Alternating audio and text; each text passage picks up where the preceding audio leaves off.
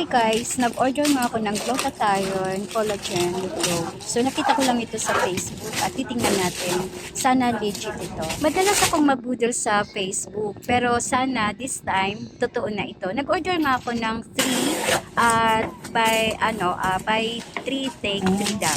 And wow, legit nga siya kasi ito talaga yung packaging, hindi yung katulad ng isa na Agluta? tama ang packaging. 3, 4, 5, 6 at meron din akong free. Ayan, so legit nga siya. At oo, ayan. So legit nga siya.